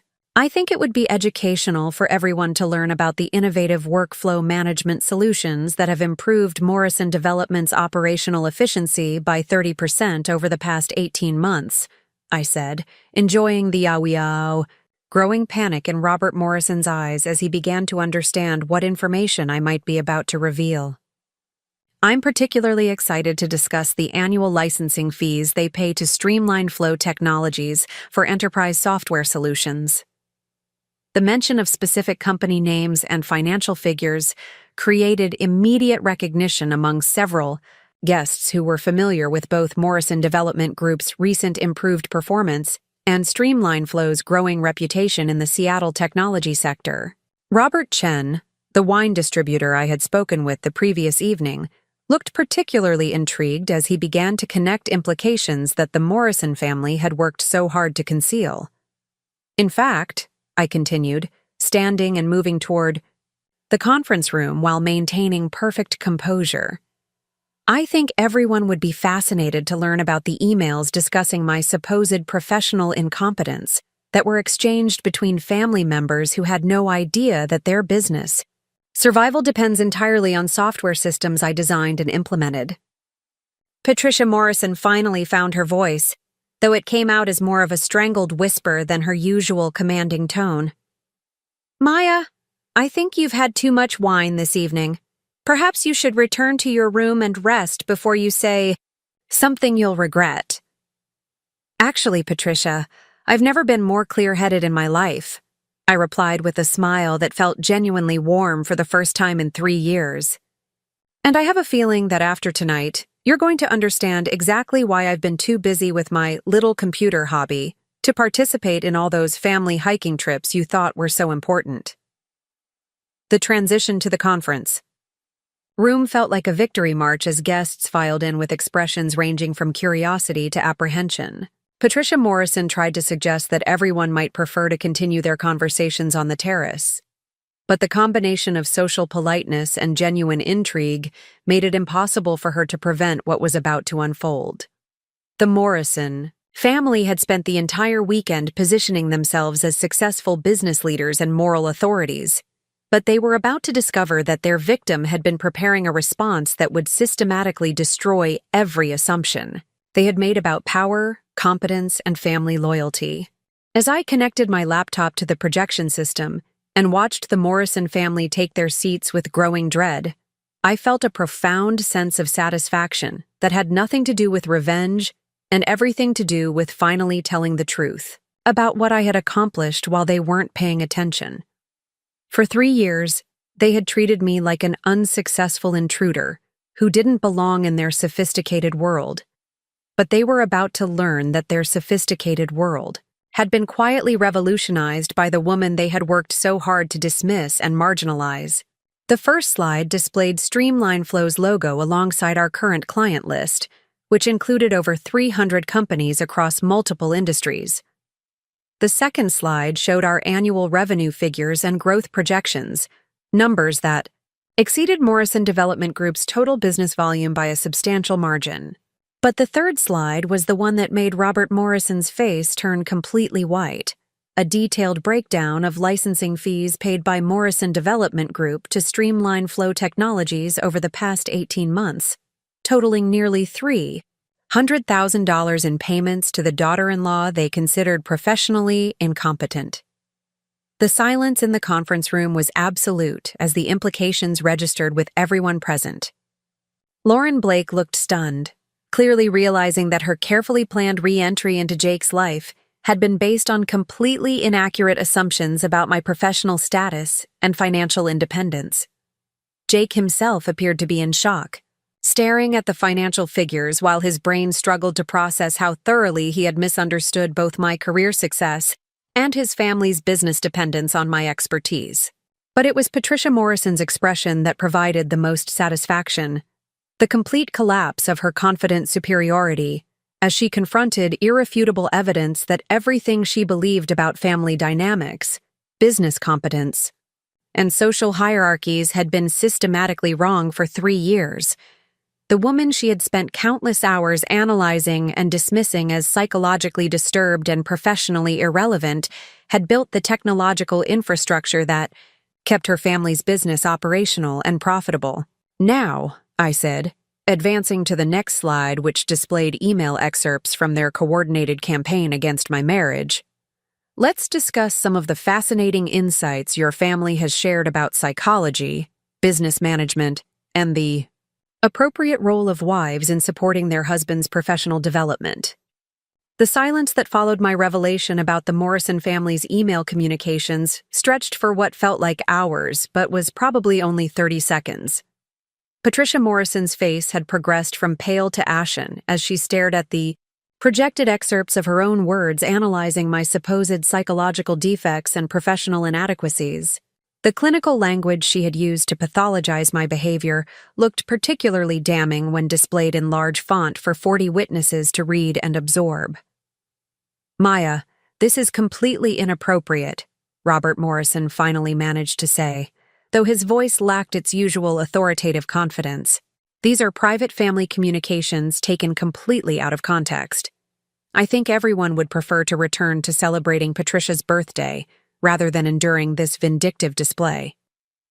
I advanced to the next slide, which showed the timeline of their coordinated campaign against my marriage alongside Streamline Flow's revenue growth and client acquisition milestones. The visual correlation was devastating. As my company achieved greater success and recognition within the technology sector, the Morrison family's criticism of my character and professional competence had intensified proportionally. Their systematic undermining wasn't random family dysfunction. It was a calculated response to my achievements that threatened their narrative about social hierarchies and appropriate feminine behavior. "You're absolutely right that context matters, Robert," I replied calmly, maintaining eye contact while clicking to a slide displaying his own email assessments of my business capabilities. "So let's provide some context about these professional evaluations you've been sharing with Lauren Blake and other family friends." Lauren Blake shifted uncomfortably in her seat as her name was mentioned, clearly recognizing that her involvement in their strategic planning was about to become public knowledge. Several guests turned to look at her with new interest, processing the implications of her presence at the birthday celebration and her obvious coordination with the Morrison family's relationship engineering efforts. The next series of slides detailed Morrison Development Group's financial challenges over the past 2 years, including cost overruns on major projects, regulatory delays that had strained their credit lines, and competitive pressures from more efficient development firms. The data painted a picture of a company struggling to maintain profitability in an industry that was rapidly evolving beyond their traditional business model. "What makes this particularly interesting?" I continued, advancing to a slide showing specific performance metrics, "is how dramatically Morrison Development's operational efficiency improved after implementing Streamline Flow's workflow management systems. Project completion times decreased by 28%, communication errors dropped by 45%, and overall cost management improved enough to generate the profit margins that allowed you to afford this weekend's celebration. Jake had been staring at the financial projections with growing comprehension, finally understanding the scope of what I had built, while his family dismissed my work as an elaborate hobby. "Maya, I had no idea your company was this successful," he said quietly, though whether he was apologizing or simply stating facts remained unclear. "Of course you didn't," I replied, clicking to a slide displaying excerpts from his own communications with Lauren about my supposed selfishness and inability to prioritize our relationship properly. "You were too busy discussing my character? Flaws with your college girlfriend to ask any meaningful questions about what I was actually accomplishing professionally." The email excerpts showed Jake describing my work commitments as excuses to avoid family responsibilities, questioning whether my company was really important enough to justify missing social events, and expressing frustration with what he called my obsessive personality and inability to maintain proper perspective about priorities. Reading his words projected for everyone to see created a profound sense of liberation, as if 3 years of accumulated hurt and frustration were finally being acknowledged and validated. This weekend was supposed to be my final humiliation. "As a Morrison family member," I continued, addressing the entire room while keeping my voice steady and professional. The seating arrangements, Lauren's prominent placement next to my husband, the carefully orchestrated conversations about my social inadequacies, everything was designed to demonstrate how much better Jake's life could be with someone who appreciated the Morrison family values that I supposedly rejected. Patricia Morrison finally found her voice, though it came out sharp with defensive anger. "How dare you violate our privacy and twist our legitimate concerns about your behavior into some kind of conspiracy? We've tried to be patient with your antisocial tendencies and work obsession, but this vindictive attack proves everything we've said about your character." I clicked to the next slide, which displayed Streamline Flow's client testimonials and industry recognition, including awards from the Seattle Technology Alliance and features in major business publications. "Actually, Patricia, this isn't an attack on your character. It's a demonstration of mine. For 3 years, you've subjected me to systematic psychological evaluation and social marginalization while remaining completely ignorant about the professional achievements that earned recognition throughout the technology sector." The testimonials included quotes from CEOs praising Streamline Flow's innovative approach to workflow optimization, venture capital partners discussing our potential for industry transformation, and business analysts projecting our expansion into new markets. Several guests in the conference room recognized company names and began whispering among themselves as they processed the scope of my professional success. "But the most important context," I said, advancing to a slide showing Morrison Development Group's dependence on my software systems, "is understanding that your family's recent business success, the improved efficiency that allowed you to complete projects on time and within budget, resulted directly from implementing technology developed by the woman you've spent 3 years calling lazy, antisocial, and professionally incompetent." Robert Morrison's face had moved beyond pale into a gray pallor that suggested genuine physical distress. "That's impossible," he said weakly. "Our IT department selected that software after extensive evaluation. They chose the most qualified vendor based on technical merit and cost-effectiveness." "They absolutely did," I confirmed, clicking to a slide displaying the evaluation criteria and scoring matrix that Morrison Development's IT team had used to assess different workflow management solutions. Streamline Flow received the highest ratings in every category: functionality, user interface design, customer support, scalability, and total cost of ownership. Your technical team made an excellent decision based purely on business merit. The irony was devastating when presented visually. The same family that had questioned my professional competence had unknowingly selected my company as their preferred technology partner through a competitive evaluation process that confirmed everything they refused to acknowledge about my capabilities and achievements. "The truly fascinating part," I continued, is reading your discussions about business strategy and operational improvement, while knowing that your recent success implementing those improvements depended entirely on systems designed by someone you considered intellectually and professionally inferior. I clicked through several slides showing specific workflow optimizations that had improved Morrison Development's project coordination, reduced administrative overhead, and eliminated communication bottlenecks that had plagued their operations for years. Each improvement was tied directly to streamline flow features that I had personally designed to address exactly the challenges Robert Morrison complained about in family dinners. Lauren Blake had been silent throughout the presentation, but she finally spoke up with a voice that betrayed her growing discomfort with how thoroughly her strategic position had been undermined. I think everyone understands that business relationships and personal relationships are separate matters. Maya's professional success doesn't excuse her inability to prioritize family commitments or maintain appropriate social connections. The comment provided a perfect opportunity to address the broader implications of the Morrison family's campaign against my character. Actually, Lauren, that's exactly the point I want everyone to understand. The systematic criticism of my social behavior, work schedule, and family priorities wasn't based on legitimate concerns about relationship balance. It was a coordinated effort to undermine my confidence and force me out of Jake's life so that he could reconnect with someone his family considered more suitable. I advanced to slides displaying the coordination between Lauren and various Morrison family members, including discussions about reintroducing her into Jake's social circle and creating opportunities for them to reconnect. The strategic planning was sophisticated and deliberate, designed to appear natural while systematically positioning her as a superior alternative to their problematic daughter-in-law. The psychological assessments, the constant criticism of my social engagement, the dismissal of my professional achievements, none of it was random family dysfunction. It was calculated manipulation designed to convince Jake that our marriage was incompatible with his long-term happiness and family obligations. Several guests looked genuinely shocked as they processed the implications of such systematic relationship. Engineering.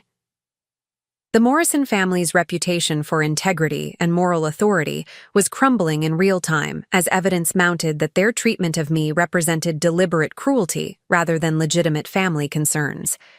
Jake had been staring at the coordination timeline with increasing horror, finally understanding how thoroughly he had been manipulated by his own family.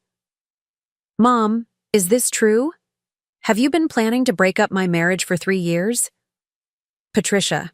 Morrison's response revealed the depth of her conviction that their campaign had been justified and necessary. "We've been trying to help you see that Maya isn't the right partner for someone with your background and responsibilities. Everything we've done has been motivated by love and concern for your future happiness."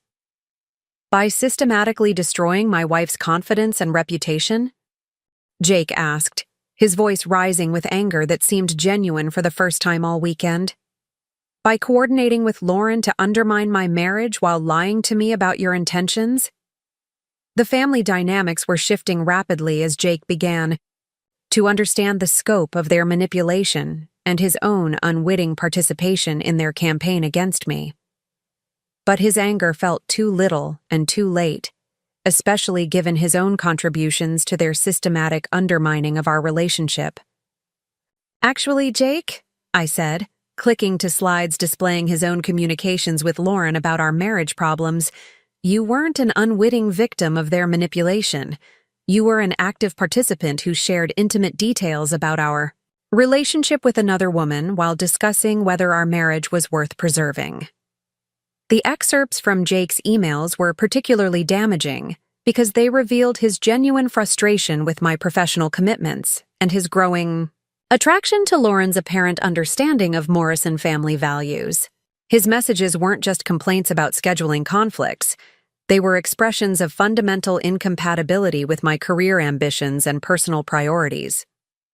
"You've been emotionally involved with Lauren for months while maintaining the pretense of working on our marriage," I continued, watching Jake's face crumble as he confronted the evidence of his own betrayal. The family discussions about my inadequacies provided convenient justification for feelings you were already developing independently.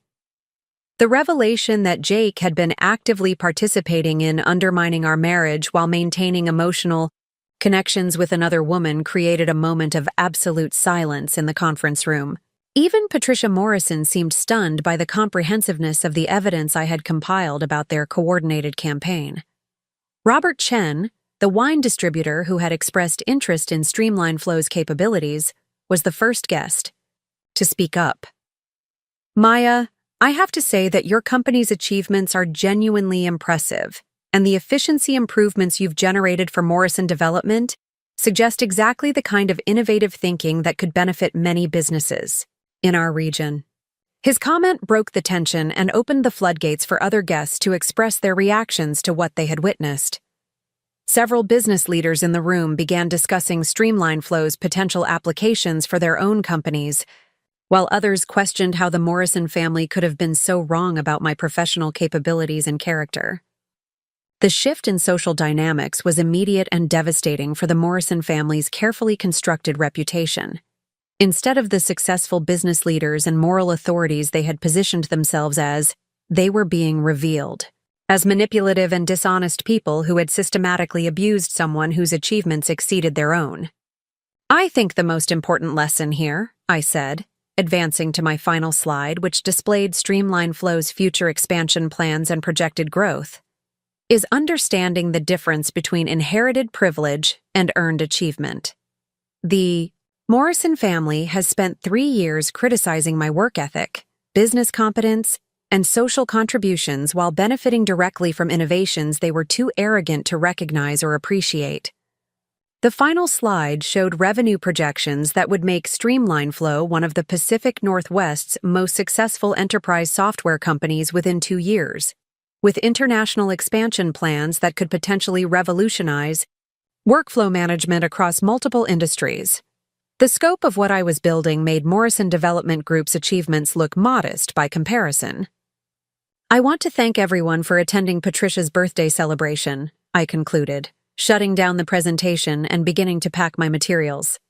It's been educational for all of us to learn about family values, business competence, and the importance of recognizing achievement, regardless of where it comes from or who accomplishes it. The aftermath was swift and comprehensive.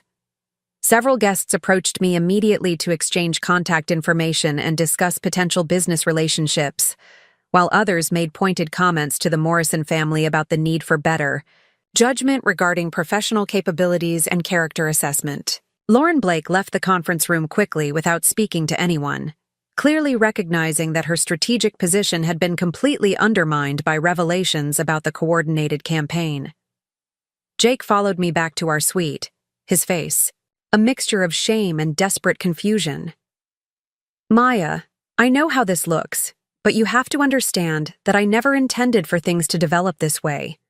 The emails with Lauren were just conversations between old friends, and my family's concerns about our relationship seemed legitimate at the time. I continued packing my belongings while he spoke, feeling surprisingly calm despite the magnitude of what had just occurred. Jake, the evidence speaks for itself. You participated in a systematic campaign to undermine our marriage while developing emotional connections with another woman. Your family's concerns weren't legitimate.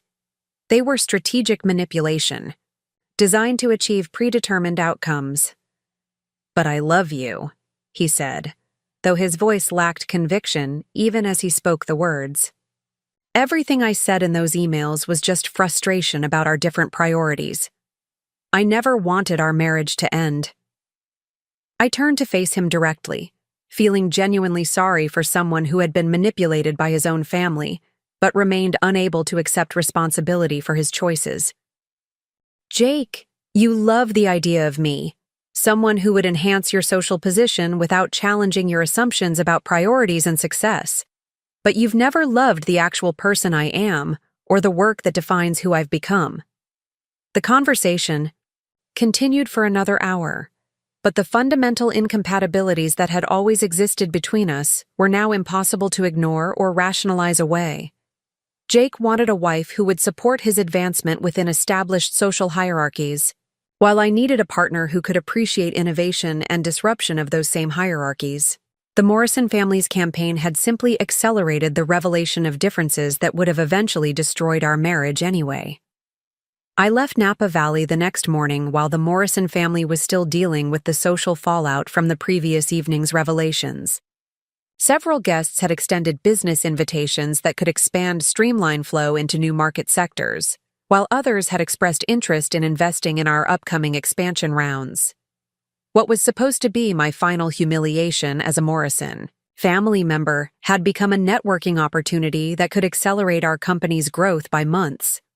The divorce proceedings were surprisingly straightforward, partly because Jake's family wanted to minimize publicity about their systematic campaign against me, and partly because my financial independence made property division relatively simple.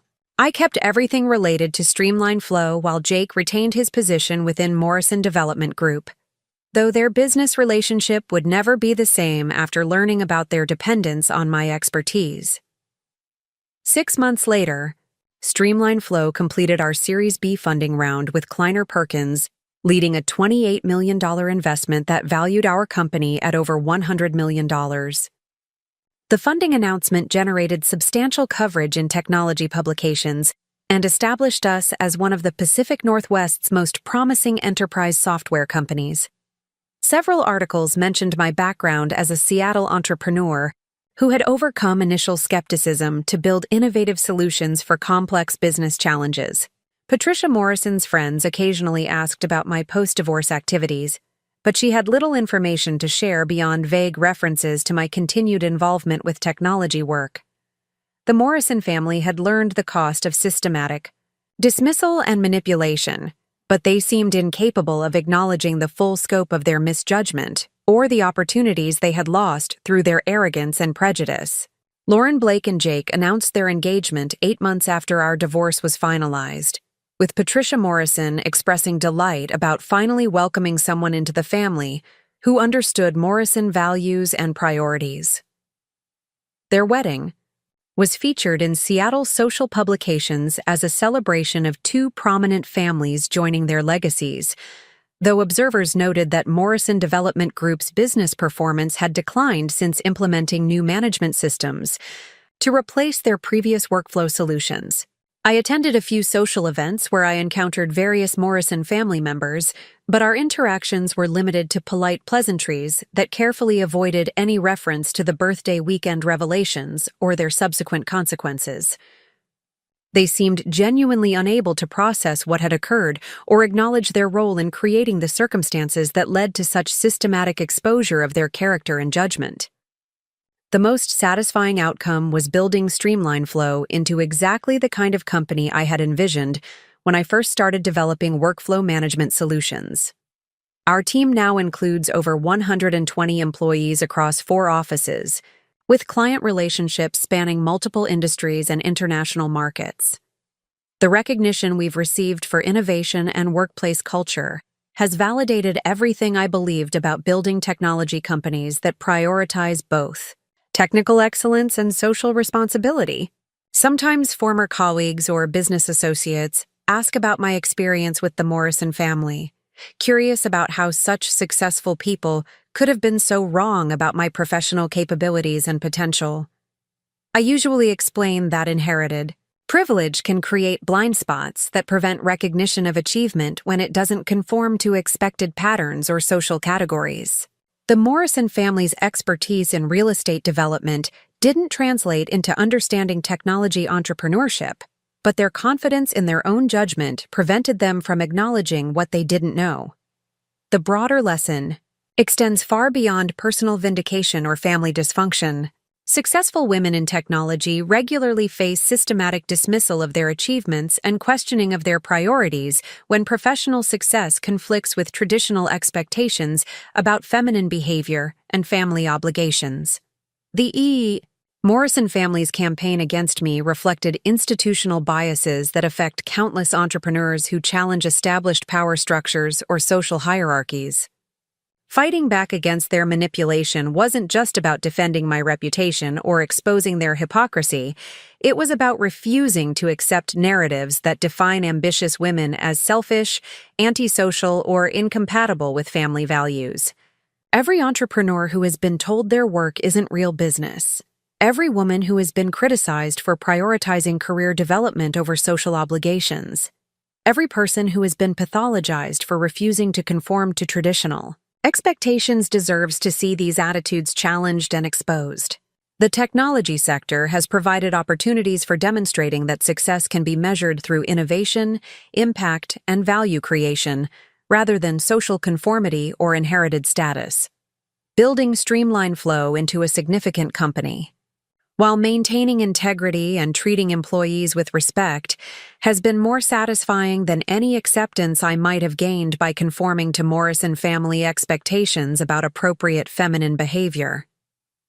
The missing chair at Patricia Morrison's birthday dinner was supposed to symbolize my exclusion from their definition of family and success. Instead, it became the catalyst for revealing how much I had accomplished while they weren't paying attention, and how little their approval mattered compared to the respect I had earned from people who understood what I was building and why it mattered. Up next, you've got 2 more standout stories right on your screen.